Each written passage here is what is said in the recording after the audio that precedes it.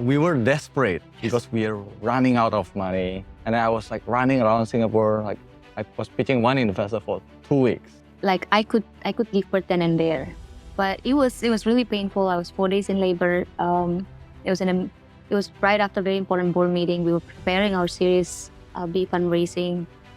That banks wouldn't lend to us, family office, you could only get very small credit lines and very expensive. So really, if you want to scale your balance sheet into billions of dollars, you need deposits. And the only way to get deposits is to have a bank license. That the company would survive for 100 years ahead means that we would have to somewhat shifting the competitive landscape to see more conventional players, which is those retails and so on, and how to compete with them. As we become an IPO-ready company, of course, there's added pressure of being able or being required to deliver greater numbers.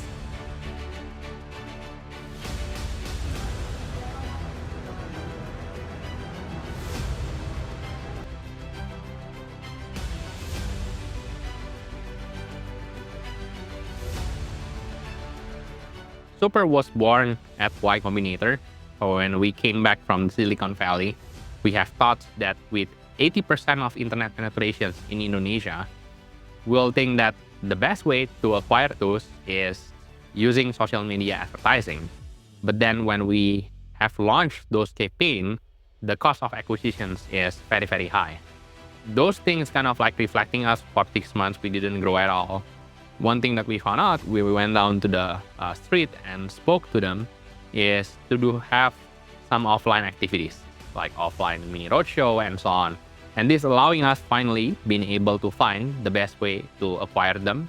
I would say this turning point allowing us to grow to where we are today, because without those obstacles, we would just stuck there and we couldn't grow.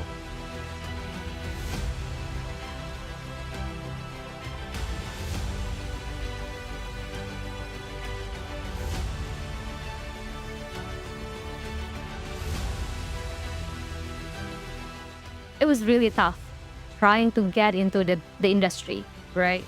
You don't get that respect immediately. E-commerce has been around for a long time, but nobody thought that e-commerce for real estate is possible. They laugh at it. 4 or 5 years of building Pinhome, I believe we've digitized 80% of the journey. And what's left are the 2 pieces of journey that are just very difficult to otherwise digitize, because customers like to be on the ground, and that is property viewing or visitation. Title signing process is also still pen and paper. But apart from those 2 journeys, everything else is digitized.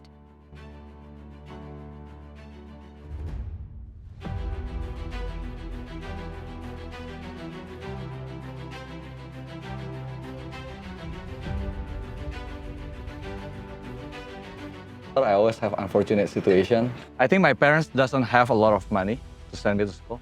And I imagine if I become another cash flow disruption, maybe this is going to shake the family. Then I think the moment of change happens when, at the end of the day, I play basketball. I know that basketball doesn't earn me money. So I was thinking that I need to find something that is creating less burden. And then my mom said, you don't need to worry, you just sell my wedding gold so that you can have a future. You study, you have a future. And they're like, and it struck my heart like, oh my God, it's because I play basketball, I'm gonna sell the most beautiful, precious item of my mom. And then that sort of like changed the way I think about it. The last semester I was committing, okay, I'm not gonna let my mom down, so I'm gonna try to find whatever I can do to change the situation. It's the same in the startup world, and then that helps you to, as a student you can do it, as a founder you can do it as well.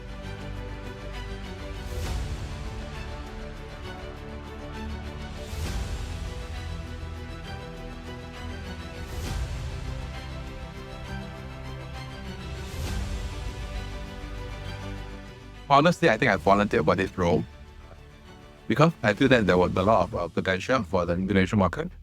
I was looking for the opportunity to be able to do this part for Carro. So graciously, Aaron added to this request, and then so I managed to run the Indonesian marketplace. Knowing how the technology actually works and knowing the underlying science of running the business actually helped me a lot, because when I come in to run the business, I'm not only managing the people, I actually have a very deep knowledge of what makes the company work in terms of P&L level.